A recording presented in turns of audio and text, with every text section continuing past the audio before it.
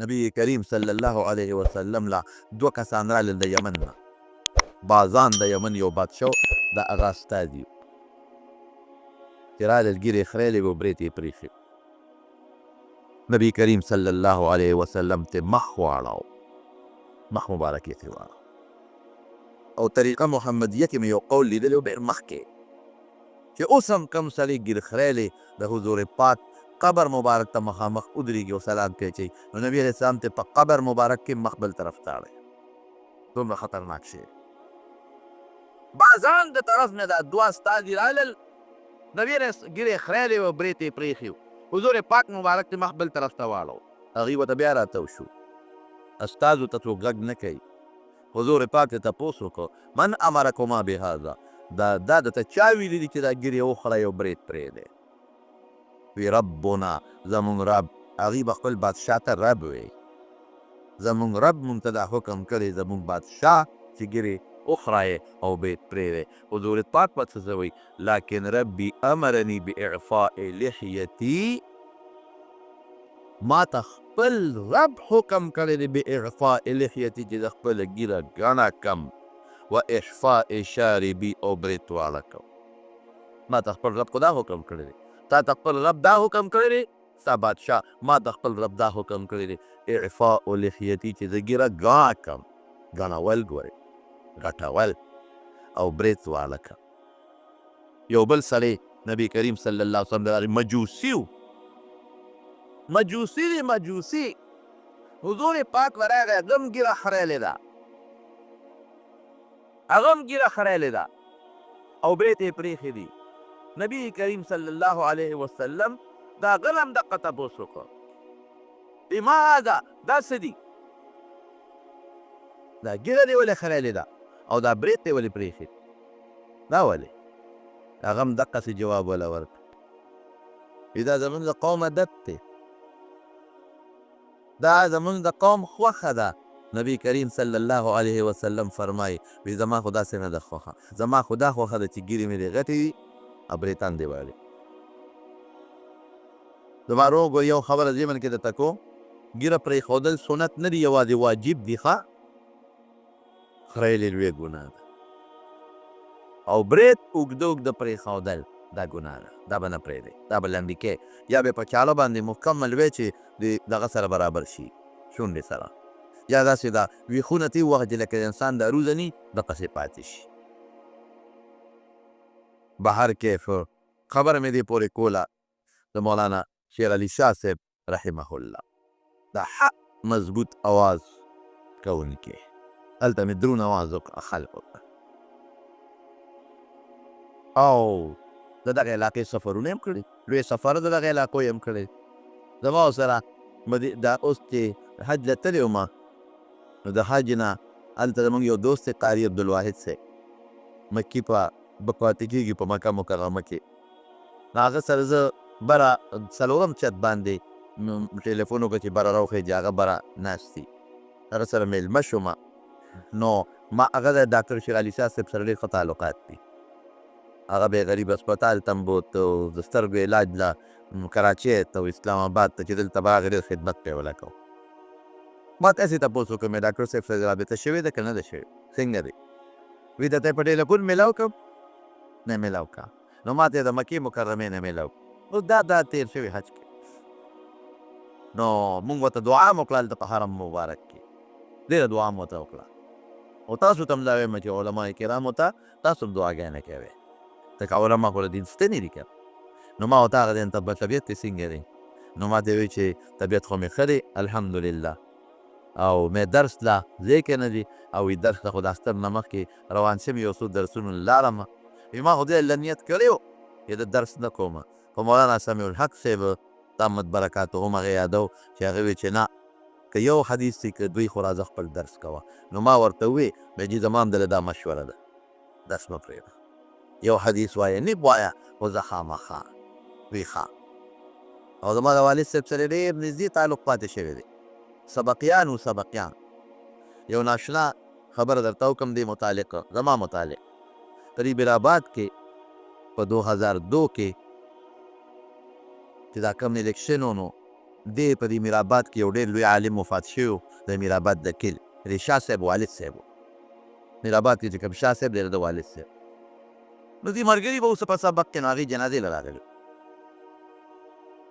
په جنازه کې ډېر لوی خلک وو سیاسي خلک هم پکې وو د دې وټونو خواک مخکې چې کومه جنازې د وټونو روز کې دا ډېره درنۍ هر سړی ورې جنازو له راځي او ښه ډېر لوی عالم هم بزرګ هم نو هغه جنازه کې د په تقریر کې دا خبره وکړه خو دا ماته پته ده دا ماته نور چا هم ویلي دي او دا راته مخکې ده په خپله هم ویلي زموږ باباجي یادو مفتي مولانا شهزاده صاحب رحمه الله ماته دا خبره خلکو ته کوله زه یادولم چې د ده نیکه په مکه مکرمه کې او موږ ناست وو میزاب رحمت ته مخامخ دا پخوا باب العمره ځای چې وه دغلته به دا علما کېناستېدل نو زما باباجي زموږ یادو چې هغه د علماو ته وایي چې راځئ زما یو جرګه ده راسره لاړ شئ نو موږ زه هم ناست وم نور علما هم ناست وو موږ وایي څوک به ترې خفه شوي ده مولوي صاحب ته چا له جرګه بوځي موږ وایي چې حضرت چا له جرګه بوځئ موږ بیا دلته راوغواړو سره به رضا کړو وایي نه تاسو راپاسئ وایي ټولو عالمان یې ځان سره پاس وو چې څومره هلته وو وایي چې لاړو برنډې نه یې کوز کړو بیت الله شریف چې کوم میزاب رحمت دی ناوه مبارکه هغې ته یې مخامخ ودرولو وایي چې زه جرګه کوم په تاسو خو په انسان نه په الله تاسو جرګه کوم زما یو درخواست دی او د جرګې په شکل کې هغه درخواست الله ته پیش کوو نو وایي چې خدای دا مولوي صاحب خو سپین ږیری دی مشر دی موږ یې احترام کوو څه جرګه ده ته په الله کې نو زه یې یادولمه وایي ستا نوم یې واخېسته او وایي چې یا الله دا ټول عالمان درته جرګه کومه زما نوسی دی محمد ادریس خدای ته وله علم ورکړي الله شاهد دی ګواه دی دی ما ته میلو دی د میرآباد په دغه کې هغه د شاه صاحب د والد صاحب په جنازه کې د سوونو زرګونو خلکو مخکې دا خبره وکړه بشیر جان وایي چې تنګي کې ساو الله جي صاحب د دوی وادو هغې کې دا خبره کړه والد صاحب سره زما والد صاحب حکیم مولانا عبدالحق صاحب هغې سره ډېر زیات تعلق و د سبا ملګري ما ته به یې ویل ستا والد صاحب په شانتې ذهین انسان ما په خپلو سترګو نه دی لیدلی افسوس چې ناجوړه دی او والد صاحب به مې وایي چې د ده په شان ادیب او قابل سړی ما په سترګو نه دی لیدلی زما وروڼو حقیقت دا دی د علم لویه خزانه وه د حدیثو د تفسیر د علومو او بیا د عمل علما ډیر وي خاکساري په ډېرو کمو علماو کې وي خاکسار عالم خپله زمینداري به یې ورسره کوله خاکسار عالم په خیرنو خچنو جامو کې زه یو ځل ملاقات له ورغلم نو دا خړې غوندې جامې وې د دلو ډکې هغې کې روان و لاندې یو کوټه یې جوړه کړه تېخانه هغې ته ورسره کوز شو مې حضرت کښېنې ننوي ودرېږه تاسو له چای راوړو یا صاحب د کور نه څوک شته نه چې ته موږ له چای راوړې ته کښېنه نه داسې چېرته کېږي نو ما سره خو ما ته به یې رواره وې ما ورته کاکا وې نو ډېره انتهایي محبت او ډېره مینه دا علم هم لاړ ختم شو موت العالم موت العالم عالم چې لاړ عالم مړ شو ولې ځکه په عالم کې روح د دین د عالم د برکته پیدا کېږي د دین روح چې عالم لا د دین روح ختم شو د عالم نه د دین روح چې ختم شو عالم مړ شو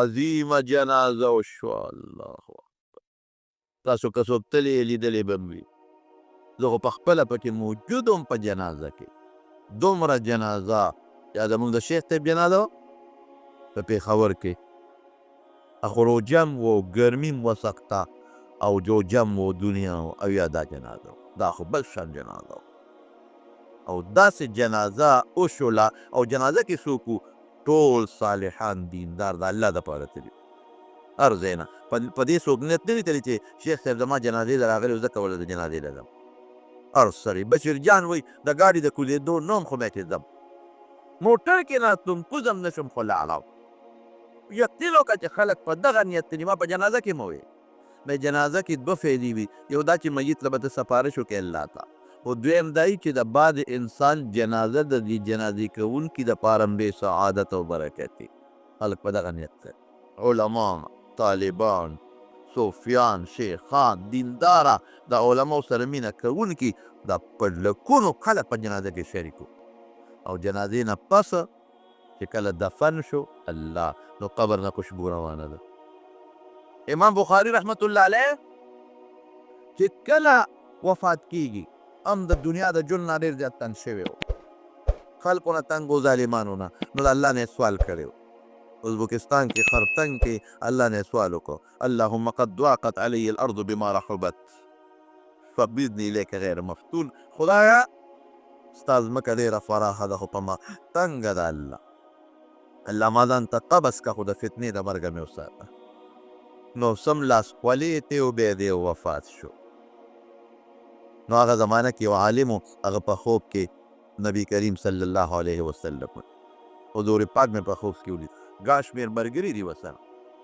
ما ورمنډه کې حضرت څه کوې؟ ویل امام بخاري استقبال له راغلی یم چې راویښ شوم خدای څه چل خو شوی دی په اس مې قواله او هغه ځای ته مې ځان ور ورسو د جلا چغو اواز مې واورېده. مې څه چل شوی دی؟ ویل لږ ساعت مخکې امام بخاري وفات شو. د احادیثو ورونو ګوره ډېر بې برکت دی. احادیث د پیغمبر مبارک خبرو ته وایي، احادیث د پیغمبر مبارک کارونو ته وایي چې هغه څه کړي. احادیث د پیغمبر مبارک عقیده بیانول، د هغې اخلاق بیانول، د هغې اعمال بیان، د هغوی د ژوند نقشه ټول حدیث ته بس د حضور پاک د زندګۍ اول نه اخره پورې نقشه دا حدیث او دا څوک بیانوي هغه ته شیخ الحدیث وایي، محدث ورته وایي. نو چې د پیغمبر چې څوک زما د ژوند حالات خلکو ته بیانوي او زما صفتونه کوي زما بل سره مینه کوي به نه نو د حدیث او استاذ کار څه دی؟ ټول د پیغمبر اعظم د ژوند نقشه بیانول، د هغه صفت کو، د هغه د شکل صفت، د هغه د جامو صفت، د هغه د عقیدې صفت، د هغه د عمل صفت، د هغه د اخلاقو صفت. نو رښتیا خو چې مړ شي نو چاله به ځي؟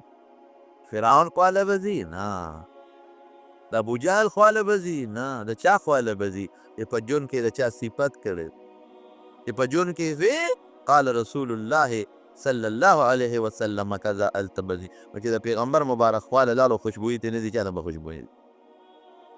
د وایي شاګردو په جامع ابو هریره کې په مدرس دی ما ته ټلیفون وکړو، ما ته وایي چې شیخ صاحب مونږ خو لاړو ناشنا خوشبو د قبر نه روانه ده. هلکه مې د بل نه دی واورېدل که نه په خپله تلې وي بېګا د شپې په خپله لاړو مدرسین ټول لاړو او خپو طرف نه ناشنا خوشبو روانه ده. بېګا ماته یو طالب العلم دا خبره وکړله چې یو د عطرو خوشبویي وي، د عطرو خوشبو یو شانتي وي او دا داسې خوشبو ده چې بدلیږي را بدلیږي. او بل د عطرو خوشبو کې یو صفت دی چې لږ صاف ورسره کېناستې بیا سړی بلد شي ورسره بیا هغه خوشبو باندې په ړومبي وخت پوهېږي خو چې لږ ساعت کېناست بیا په هغه خوشبو نه پوهېږي او تا تر اخره پورې د خوشبو چونکې راوچتېږي. ما وی چې د حضور پاک مبارک د خادم نه او د هغه د احادیثو د استاد نه او د یو شیخ الحدیث د قبر نه خوشبو نه اوچتېږي د چا د هغې نه به اوچتېږي. خاوره ترې بعضې کسانو وړې ده پلاسټک کې چې خاوره کولو کې دننه خوشبو روانه ده. زموږ حضرت شیخ شهید مولانا سنجان صاحب رحمت الله علیه د هغه قبر نه ربیع الاول کې خوشبو ځي. ربیع الاول میاشت چې شروع شي خوشبو روانه شي. دغه 12 14 14 ورځې مکمل د قبر نه خوشبو روانه. ټول طالبان یې پوهېږي پرې استادان پرې پوهېږي دا سویم ربیع الاول دی چې ربیع الاول کې د هغه د قبر نه خوشبو روانه وي. زما وروڼو علما په مخ د ځمکه د خدای رحمت دی. ګورئ دا مونږ ته ښکلې عقیده خو عالمان ښیي، دا د پیغمبر مبارک اخلاق خو مونږ ته عالمان ښیي، دا د حضور پاک کردار خو مونږ ته عالمان ښیي. قرآن شریف کې الله فرمایي ولکم فی رسول الله اسوة حسنة لمن کان یرجو الله والیوم الاخر. پیغمبر ستا لپاره نمونه ده، هغه نمونه تا ته چا ښودلې ده؟ څوک درته ښیي؟ ګیره مبارکه څنګه وه، جامه څنګه وه، عقیده څنګه وه، اخلاق څنګه وه، اعمال څنګه وه، هغو ته طالب ښیي. امام احمد ابن حنبل رحمت الله علیه یو شاګرد یحیی ابن اقسم او وایي په یو لښتي باندې احمد ابن حنبل اودس کوه، د ناستم د لښتي په سر باندې زما اوبه په هغه ورتلې. نو ما ویل دا خو ډېره نامناسبه ده چې زما اوبه په دې لوی عالم ورځي. نو شاته کېناستم په لښتي. دا یحیی ابن اقسم چې کله وفات شو چا په خوب کې ولید یحیی وی او دې چې خوب کې ولیده یو باغ کې ولاړ او لاس یې موټی کړی دی او د لاس د پاسه یو کپړه پرته ده. دا خوب لیدونکي د تپوس کې یحیی ابن اکثر الله د سره څه وکړل وایي د جنت دې باغ کې ته الله راوسته.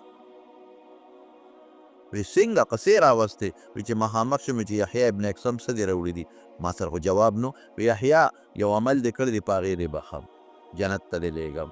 هغه دا وه چې یو ځای کې د ما د حدیثو یو استاد احمد هغه اودس کو تا د هغه نه په سر اودس کو ستا اوبه په هغه ورتلې ور اوبه خو پلیتې نه دي خو تا د هغې احترام وکړه د هغه نه شاته کېناستې زما د حدیثو د یو عالم احترام دې کړی دی په دې دې بخم زه جنت ته. وایي چې راغلمه ومې کتل نو امام احمد ابن حنبل لګیا یې د حدیثو درس کوي طالبان ورته ناست زمونږ دا محدثین لیکي چې د دنیا د بعضې اعمالو تکمیل په جنت کې کېږي. دلته یو عمل د چا نه نیمګړی پاتې شي الله جنت کې موقع ورکړي چې دلته یې پوره کوه. نبی علیہ السلام فرمایي موسی علیہ السلام مې قبر کې وړي چې مونځ یې کاوه یا د رسول الله مبارک بچی د ابراهیم د هغه متعلق نبی علیہ السلام فرمایي ان له مرضعا فی الجنه جنت کې بولا یو رضایي مور پی ورکوي نو جنت کې خو چې ماشوم په دنیا کې مړ شي خو مسلمان مور پلار خو نیغ په نیغه ځوان او بالغ جنت ته ځي نه د هغه د دې پیو تکمیل خدای په جنت کې کوي. احمد ابن حنبل دته د حدیثو درس کو هلته هم خدای کېنو په جنت کې چې درس حدیث کوه شابه طالبان ورته ناست الله به ورته فرشتې کېنولې یا د مسلمانانو روحونه.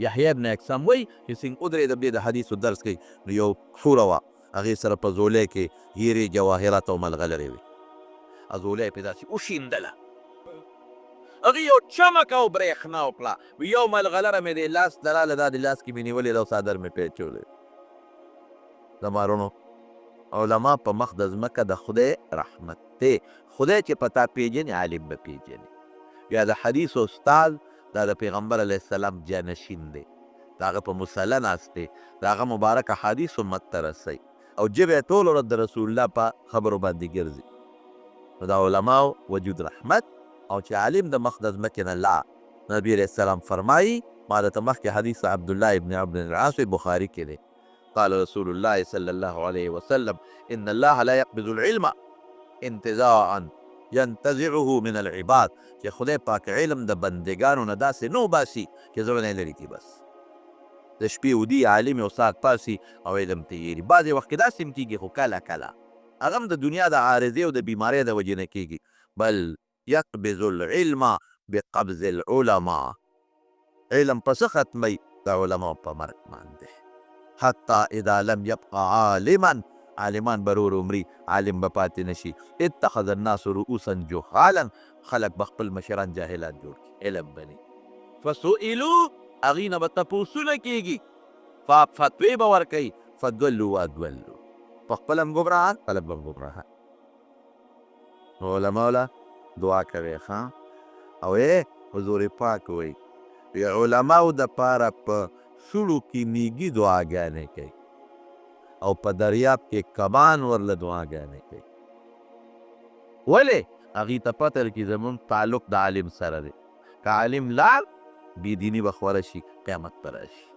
بیا به ده میږي وي او نه به کبي عالمانو کې هم غلطۍ وي ګورئ د دې ولا ټول هم ما نه زیات ګناهګار به بل پیدا نه کړي غلطۍ او ګناهونه هر چا نه منفي سوچ مه کوه دی خو دا چل کوي دی خو دا چل کوي مثبت سوچ کوه د دین بقا او د دین تعلق نن سبا د علماو د برکت نه بهر کې دا بیان مې په دې نسبت وکړو چې علامه شیر علي شاه صاحب ډاکټر صاحب رحمه الله رحمة واسعه هغه یو جید عالم و د علوم حقاني کې شیخ الحدیث او په زرګاو شاګردانې دي او د علم یو لوی غر دا زموږ د خوا نه لاړ هغه دپاره خو بهتره وه ځکه د پیغمبر وارث او د نبي علیه السلام خوا نه لاړ د پیغمبر د علومو امین او امانتګر هغې ورسول او خپل مقصد یې پوره کول الله له لاړ مرګ خو خامخا راځي لیکن یو خله یې پرېښوده داسې خله یې پرېښوده چې هغه تر قیامته پورې ډکېدو والا نه ده موږ له پکار دي چې موږ د علماو قدر وکړو د علماو احترام وکړو عزت وکړو او خپل بچي عالمان وکړو یو بچي عالمان وکړو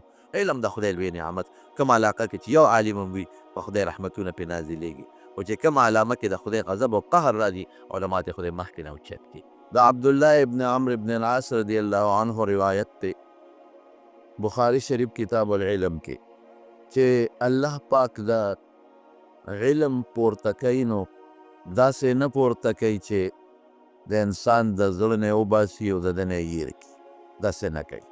یو انسان چې خواري وکړي د دې انسان نه عالم جوړ شي نو دا علم د الله پاک داسې نه لره کوي چې دی وده شي او راپاسي او امې ګرځېدلي یا په ویښه ته الله تعالی دا مسایل هېر کړي، داسې نه کوي. علم الله په څه ختموي؟ بل یقبض العلم بقبض العلماء، علم الله د عالمانو په مرګ ختموي. عالم مړ شي د هغه په سینه کې چې څومره خزانه د علم پرته وه ټوله ورسره لاړه شي. بیا نبي علیه السلام فرمایي چې حتی لم یبقى عالما، داسې وخت به راشي چې په مخ د ځمکه به عالم پاتې نه شي، علما به ورو مړي.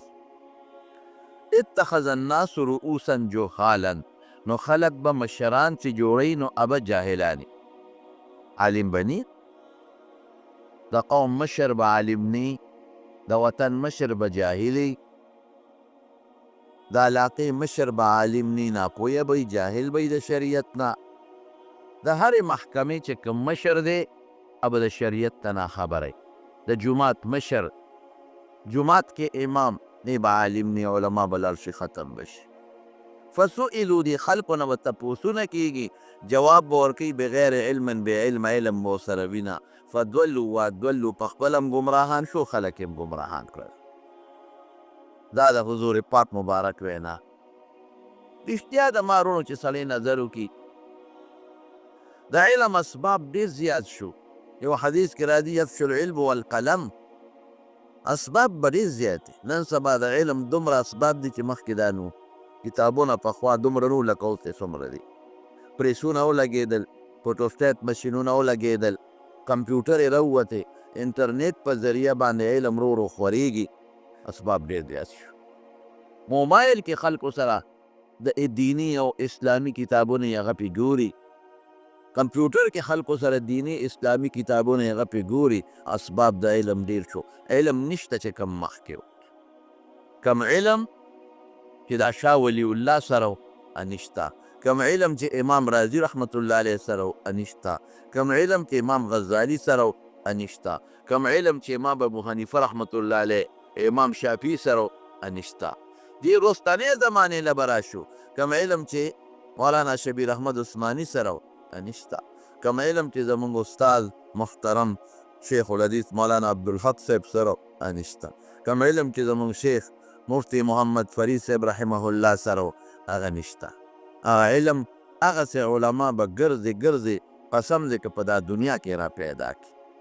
رو رو علم ختمیږي. اوس چې دا کوم عالمان په مخ د ځمکه تاله په نظر راځي، دینه پس چې دا مړه شي قسم دی که داسې بیا پیدا کړي. رو رو عالمان ختمیږي، اسباب زیات شو، کتابونه زیات شو، علم نشته، عالمان رو رو مري. نبی علیه السلام دروغ نه وایي، مبارک پیغمبر رښتیا وایي چې یقبض العلم بقبض العلماء.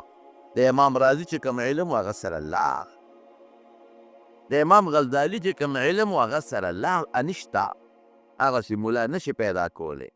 د امام شافعي څخه چې کوم علم و هغه سره لاغ، هغسې ملا نشي پیدا کولی. د امام احمد ابن حنبل سره چې کوم علم و هغه قبر ته هغه سره لاغ، هغسې ملا نشي پیدا کولی. د مولانا حسین احمد بدري رحمت الله علیه سره چې کوم علم و هغه سره قبر کې لاغ، هغسې نشي پیدا کولی. د علامه شمس الحق افغاني سره چې کوم علم و هغه سره قبر کې لاغ، هغسې نشي پیدا کولی. خبره ټیک ده که نه ده؟ دا د حضور پاک وینا ده او مې درته مثال وښوم. دا ټول عالمان چې یو ځای کې موږ نه مخکې چې زموږ د استادانو کومه پیړۍ وه، یو دا ټول د هغه په شان نشي، د یو په شان نشته. او د هغې زمانې عالمان چې د ټول یو ځای کړي وي، د هغې نه مخکې چې کوم علما و د هغې برابر نه دي. قسم دی که د انورشاه کشمیري رحمت الله علیه په شان عالم نن په مخ د ځمکه پیدا کړي. دومره لوی عالم او د احادیثو لوی استاذ تېر شوی دی. علامه شبیر احمد عثماني د هغه د مسلم شریف شرحه ده فتح الملهم، چې وګورې نو حیران به شي چې د زمانې غر لاغ ختم. نو علم دا الله د سینو نه نو باسي. نبی علیہ السلام فرمایي علم چې ختمیږي بقبض العلماء، علما ورو مري مري مري مري مري مري علم بلال شي ختم شي. اخر کې کتابونه بر دنیا پراتی، کمپیوټر بم وي، کتابخانه بم وي او پریسونه بم وي، چاپخانه بم وي. علم عالم بني، مشران به عالمان ني، جاهلان به تپوس ته مسلې بکیږي، فتوا به بې علم ورکوي. خپل هم ګمراه شو، بل هم خطا کړ، بل هم ګمراه کړ. دا د حضور پاک وینا. څو ورځې مخکې تېره جمعه زمونږ یو ډېر لوی جید عالم شیخ الحدیث مولانا ډاکټر شیر علي شاه صاحب، الله دې په قبر انوار نازل کې وفات شو. د خپلې زمانې لوی عالم، لوی د زمانې عالم. تقریبا زمونږ د والد صاحب د همزولتیا کې به، ځکه زما والد صاحب د ده سبق ملګری. زما د والد صاحب تاریخ پیدایش 1930 کې پیدا شو. والد صاحب مې وی چې دې زمانې یو 2 کاله یا 3 کاله به مشر و. ممکن ده چې تاریخ پیدایش 1927 یا 28 هغه تاریخ پیدایش. دغه زمانه کې ټول علم په دارالعلوم حقانیه کې حاصل کړ. اکوړي کې دوره حدیث د مولانا عبدالحق صاحب رحمت الله علیه او دغه زمانې چې نور کوم علما دا وی نو ما ته په خپل مولانا یوسف صاحب دا د دغه بونیر یو ډېر لوی عالم و، پیدام زما استاد و. د ایله یو مولوي صاحب یادو ما ته په خپله وی دا زمونږ استاد و، زما د والد صاحب سبقي و. هغې نه پس بیا په دارالعلوم حقانیه کوړه خټک کې مدرس و. دا ټول د فنونو کتابونه تر د وړې دورې د مشکاته پورې په دارالعلوم حقانیه کې درس کړي او ډېر زیات شاګردان، لوی لوی علما کرام دغه زمانې د شاګردانو. بیا لال مدینې منورې ته، مدینه منوره کې 11 کاله تېر کړل. هلته د قانون د شریعت په تفسیر وغیره کې هغه ډګري واغشته، فارغ شو. ماجستر ورته وي، مونږ ورته MA وایو. هغې په تفسیر کې وکړو او د هغې چې کومه مقاله ده تفسیر سوره کهف هغه چاپ شوې، ما یې په خپله په تحفه کې راکړې دی. زه ورغلی وم ملاقات له، نو ما ته وی ما مقاله ولیکله په سوره کهف باندې او ما ته ماجستر ورته وی MA ډګري دا د مدینې یونیورسټۍ نه میلاو شو. هغې نه پس PhD کې داخله واخیسته په مدینه یونیورسټۍ کې او PhD کې په ښو نمبرو باندې، ممتاز نمبر چې څه ته ویلې کېږي، په ښو نمبرو کې د مدینې منورې د جامع یونیورسټۍ نه فارغ شو. PhD کې چې کومه مقاله لیکلې ده هغه د حضرت حسن بصري رحمه الله چې په تفسیر کې د هغه کوم اقوال دي په هغې باندې د مقاله ولیکله. یو دیو او یو د یمن غالبا و که د شام د سور یمن او سیر دی، د ملګرو دواړو په شریکه باندې هغه مقاله پوره کړه. 100 جلدو کې د هغې نه کتاب جوړ شوی دی او چاپ شوی دی. او بیا هغې نه پس چې راغی په مختلفو مدرسو کې په حیث د شیخ الحدیث خدمت کړی دی. لویه جامعه د پاکستان په سطح په کراچۍ کې دارالعلوم کراچۍ د مفتی محمد شفیع صاحب رحمت الله علیه چې کومه مدرسه جوړه کړې وه، مولانا تقي عثماني صاحب، رفیع عثماني صاحب چې کومه مدرسه کې دي هغې کې استاد و د حدیث. او په احسن المدارس په مفتی زرولي خان صاحب چې کومه مدرسه جوړه کړې ده هغه کې شیخ الحدیث دی، هغې کې هم د حدیث استاد. هغې نه پس میرانشاه ته لاړ، هلته د حدیث استاد و. هغې نه پس دارالعلوم حقانیې ته راغی، هلته د حدیث استاد. ترمذي شریف اوله حصه، بخاري شریف دویمه حصه، تقریبا د تر مرګه پورې په اکوړي کې په دارالعلوم حقانیه کې درس کړ. او ډېر عجیبه مرګ خو خامخا انسان له راځي، مرګ خو نه څو خلاصېدی نشته. او ما جنازې نه مخکې بیان کو، ابلو جنازه چې وه نو زه ما جنازې نه مخکې خلک راغونډ شوي وو، نو ما بیان وکړو. نو بیان کې مې د خولې نه یو ټکي ووته. مې د لپاره لویه خبره دا ده، ډېره لویه خبره، چې دې وخت کې دی ساه د ده نه وځي او دې قبر ته روان دی، نو دې شیخ الحدیث روان دی. دې معزول شوی نه دی، چا لر کړی نه دی چې تم د مدرسې نه وویستی. دې مستعفي نه دی، دې استعفا نه ده ورکړې، دې ریټایر شوی نه دی د مدرسې نه. بیمار دی شیخ الحدیث، بیمار دی، اسپتال ته لاړ او د اسپتال نه میت جسد قبر ته لاړ. په حیثیت د شیخ الحدیث د مدرسې نه قبر ته ورسېد. که دې ریټایر وي مونږ به وایو د ریټایر شوي شیخ الحدیث دی. که دې استعفا ورکړې وي مونږ به وایو د مستعفي شیخ الحدیث دی. که دې معزول چاویستی وي د مدرسې نه مونږ به وایو معزول شیخ الحدیث دی. نه معزول نه دی. لکه یو سړی چې وزیر اعظم او مړ شي او حقه د هغه له استعفا نی ورکړې او نه د وزارت عظما نه تلي او قبر ته لاړ شي، نو خلک دا نه وي چې سابق وزیر اعظم مړ دی. خلک څه وایي؟ وزیر اعظم مړ دی. صدر کې استعفا ورکړي او بیا مړ شي نو خلک وایي سابق صدر مړ دی، سابق صدر کا جنازه ہے، داسې وایي. او چې صدر استعفا نی ورکړي او د صدارت په وخت کې مړ شي نو خلک ورسره سابق نه وایي، خلک څه وایي؟ صدر صاحب کا جنازه ہے. نو مولانا شیر علي شاه صاحب رحمه الله استعفا نه ورکړي، ریټایر شوی نو دا به نه وی چې دارالعلوم کا سابق شیخ الحدیث فوت ہو چکا ہے. د دارالعلوم حقانی سابق شیخ الحدیث جنازه ده، نه د دارالعلوم حقانی شیخ الحدیث وفات شو. الله اکبر. د دارالعلوم حقانی د شیخ الحدیث جنازه ده. دا ډېر لوی منقبه. قصر د علم کې د مولانا احمد علي لاهوري رحمت الله علیه شاګردو په تفسیر کې مولانا احمد علي لاهوري صاحب یو سړی تیر شوی دی. زموږ حضرت شیخ شهید مولانا حسن جان صاحب رحمت الله علیه د هم شاګرد پاتې شوی دی. د زمانې یو بزرګ تیر شوی دی مولانا احمد علي لاهوري.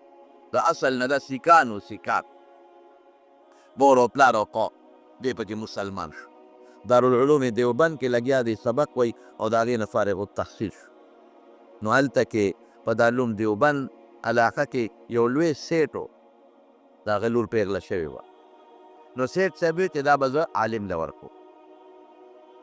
چا ورته وی چې عالم له ورکې نو داسې وکړه چې لاړ شه دارالعلوم دیوبند ته، د هغې کې محتمم ته ووایه نو یو جید عالم به درته وګوري. ته عالم څه پېژنې چې داسې عالم له ورکړې چې هغه خو عالم وي که. دا سیټ صاحب راغی دارالعلوم دیوبند ته، چکر یې ولګو. دا احمد علي لاهوري رحمت الله علیه دی ناست دی خوا شو. محتمم له ورغی وی زما لور پیغله ده او ځان یې ورته وښود چې د فلان کې مغې پېژنده چې دا خو د دې علاقې لوی سیټ دی او نواب دی او ډېر لوی مالدار سړی دی. زه راغلی لور مې پیغله ده او زما نیت دا دی چې عالم له ورکړو. که تا ورسره داسې یو عالم نوجوان چې هغه واده نه کړي زه خپله لور ورته بخم. خو یاره یو هلک مې خوښ شو په دې چمن کې بار ناست دی. که ده واده نه کړی او زما لور قبلوي نو لاول دی ښه دی، که دې نه بل چا لی ورکړي. هغې چې معلومات وکړل هغه احمد علي لاهوري رحمت الله علیه راویې غوښته. دی لا نوجوان دی. هلکه واده ته دې شوق شته؟ ولې نشته؟ دا فلانکي سیټ لور ده او تېښ وخت شوې تا لی نکاح باندې در کول غواړئ. وی حضرت زما څه دي، ما زه د سیټ لور به څنګه ساتم؟ زما کور نشته، زما خو دغه یو جوړه جامې دي. مور و پلار خو د ما نه جدا دي، یا سیکان دي، زه مسلمان. هغې هم راشړلې نه کور شته نه اور شته، هېڅ نشته، نو خپل شته او نه پردی شته. سیټ وی دا هر څه زما ذمه داري ده، خو ته زما لور قبوله کړه. مفت پښتانوي مفت شراب قاضي څکلي دي، ډېره ښه سمه قبوله ده. په پلان کې ورځ به راځو نکاح به تړو. مولانا احمد علي لاهوري رحمت الله علیه دا خپل حکایت بیانوي. وایي چې د نکاح ورځ شوه زما جامې خیرنې وې. وی طالبانو وی چې دا جامې دې بدلې کا، دا خیرنې دي سخر به دي، د سخر رور به دي او خیان به دي، د هغې قوم به بدې ښکاري. ما ډېره ښه ما سره جامې دي شته، څه واچو؟ یو طالب وی چې د ما جوړه دا بدله درکړم. وی ما سره یې ګپ لګاو. طالبان خو ګپ لګوي. وی ځکه چې هغه ډېر دروند و غټ پهلوان. ما چې که دا کمیس مې واچو خو دا خو زه پکې ډېر کوچنی ښکارم، دا خو به رانه لستوڼې او لمنې ویزان دي، دا خو د خندا جامې دي. بل طالب وی لکه زه خپله جوړه در کوم، اعلی جوړه ده. وی چې مې وکتل لکه ډېر نري و. ما وی چې که دا پرتوګ مې واچو خو پتلون به ښکاري او دا کمیس خو به ما کې ډېر تنګ ښکاري، یا نه دا ناچو. وی یو ما طالب مشوره راکړه چې داسې وکړه چې غسلخانې ته ننوځو د جامې دې ووینځه وچې به شي. وی ما وی چېره دا خبره ټیک ده. غسلخانې ته ننوتم، جامې مې ووینځلې، صفا مې کړې ومې لمبل، لنګ مې و بار راووته او جامې نچوڼ ومه چې دا به وچې شي. وی طالبانو دوکه کړم، ورځ د ورېځې به جامې نه وچېږي. کله یې داسې لقوم و، کله یې داسې لقوم و، کله یې هوا ته بادومه، جامې کم دې وچېږي. او طالبان نه پوهېږي ښه دې ټیک شه، یا خدایه څوک. جامې نمجنې شوې مې واچولې پکې رپېدم دې کې مې سخر راغی د سخر رور او اوښیان رالل هغې چې وکتل او دا جوړه خبره زم دا چولې نن هم دغه جوړه ده معلومیږي دا چې د غریب هم دقه یو جوړه ده برانیسته او داسې رپېږي پکې لکه چې ځان لې وینځلي نکاح شوه نکاح نه پس واده شو د خان د نواب لور زما کور ته راله نو اوس خو په سبا بله ورځ جینۍ پلار کره دي ابه په اوومه ورځ یا میاشت پس به جینۍ پلار کره تله جینۍ چې پلار کره لاړه نو پلار ته تپوس نواب صاحب لور نه تپوس کوي بیٹی اپنے نئے شوہر کو کیسے پایا بچے هغه خاوند دې څنګه ومونته څنګه دی ما وی کړه دې زمانې جینۍ وه څه به یې وې ای بابا غرقه دې کړه غرقه دې کړه ایله بیله بشیر جان له دې ورکوله بل دې څوک نه مونتل مالک وایي دې کې څه چل دی نو په سترګو نابینا دین خو الحمدلله حافظ دی دیک سړی دې زمانې ښځه به یې مورې پلاره غرقه دې کړه ما دپاره بل څوک نو چاله دې ورکړه نه ډوډۍ شته نارې پې تېرېږي په غریب او د نیازبینه جینۍ چې د خان د کور نه لاړه شي غریب کور ته واقعي سخته ژوند نه شي تېرولی نیازبین انسان ته ژوند سخت دی چاله دې ورکړم ملا له دې ورکړم طالب له دې ورکړم چړې له دې ورکړم تنګ او تنګ وې را باندې ډوډۍ دې نه شو راکولی جامه دې نه شو راکولی ساتلی دې نه شم دا خبرې به یې کولې او ته څه وایي بچې نوې خاوند دې څنګه ومونته او ته وایي ای بابا ما به په دنیا کې د عالمانو نه د جنت خبرې اورېدې چې جنت ډېر د خوشحالۍ ځای دی چینی دي پکې ولی دي پکې و یاقوت دي او مرجان دي او میوې دي او حورې دي غلمان خدمتګاران دا ټول د انسان د خوشحالۍ لپاره دي که د جنت د دې ټولو خبرو مقصد د انسان خوشحالي د سکون بیماری پکې نشته لاړې نشته او دسماتې نشته د خېټې غاښ دل نشته بوډا کېدل پکې نشته ولې دي او ستړیوالی پکې نشته ګرمي یخني پکې نشته معتدل موسی هر وخت سړی خوشحاله الله یې زموږ نصیب کړي نو ما به د جنت خبرې اورېدلې چې جنت د خوشحالۍ ځای دی بابا دنیا کې ماله خدای جنت را کړی دی داسې خاوند یې راله را کړی دی چې په دنیا کې جنت مولانا احمد علي لاهوري رحمت الله علیه خو د هغه زمانې خبره کوي نو دی به جوش کې راغی نو څه به وي وی یہ وہ وقت تھا جس وقت احمد علی نہ تھا اب احمد علی ہے وی دا هغه وخت و چې د احمد علي نه له احمد علي نو جوړ شوی اوس د احمد علي جوړ شوی په کچه پاوه په مقبره چې به ته کشف القبور به ورته کې د کشف القبور چې دې قبر کې دې خاوند ته عذاب میلاویږي او دې قبر کې دې خاوند ته خوشحالي میلاویږي ټول عمر یې د قرآن شریف د تفسیر خدمت کړی نو مولانا شیر علي شاه صاحب رحمه الله تفسیر هغه نه ویلی او د مولانا حافظ الحدیث مولانا عبدالله درخواستي رحمت الله علیه چې کوم په خپله زمانه کې د ډېرو احادیثو حافظ و د قرآن حافظان خو الحمدلله ډېر دي خو د احادیثو حافظان نشته او هغه ته ډېر زیات احادیث د نبي علیه السلام یادو حافظ الحدیث به یې ورته وی هغه به هم په دې چوټیانو کې دورې تفسیر کو زما عجیبه دا وخت اتفاق و ما د هغه دورې تفسیر نیت کړی ما یې زه به چې کم کال باندې فارغ شومه مې زه به ځمه او دا هغه نه به دورې تفسیر کوم په اتفاقا په هغه کال هغه وفات شوی لاندې شوم نو هغه هم په تفسیر کې استاد و مولانا عبدالحق صاحب رحمت الله علیه زموږ شیخ زموږ استاد چې هغه د زمانې لوی عالم و مولانا عبدالحق صاحب په دارالعلوم دیوبند کې مدرس پاتې شوی دی دارالعلوم دیوبند کې مختصر معنی او دا کتابونه ښودلي دي د زمانې ډېر لوی محدث او ډېر لوی متقي و پارسا انسان زما والد صاحب خبره کوله دی اصل دارالعلوم چې کوم و نو د دې په کلي کې دننه په جومات کې و د کلي محلي جومات کې دارالعلوم و کټیګانو محله به یې ورته وي وی هلته ورسره مونږ ډېره والد صاحب مې قسم به خوړه وی ما ته یاد دي وی مونږ به پېشمني د ده چغې اورېدې د جړه بلکې والد صاحب به مې چغه لفظ نه وی هغه وی د جړه کوکې به یې مونږ اورېدې داسې به یې جړل الله ته فرشته صورت او فرشته سیرت انسان زما استادو ما به له چاپي کوله چې کله به درس نه فارغ شو نو هغه به درس اخیری ګنټه به د هغه وه نو کله به 2 ګنټې د هغه پیریډ شو، کله به 2 نیمې ګنټې ته خبره ورسېدله، ماسپښین مانځه ته به خبره ورسېدله، التحیه شکل کې به ناست وو، مونږ به داسې وړېدو داسې به وړېدو او التحیه شکل کې ناست وو چې پا به هم سو نو دا خپې به یې لاندې غوټې شوې وي، نو لاول به مو له پخپو ورو ورو مالش لاس مګه مګه نو روان به م کو، نو طالبانو به ونیو دفتر خوا کې د دارالحدیث و، دا زوړ دارالحدیث خوا کې دفتر ولته به یې ګدی غوندې و په هغې کېناست، بالښت به ورته بالښت ته به یې ډډه والی و، زه به ورته کېناستم ما به ورله چاپي کوله.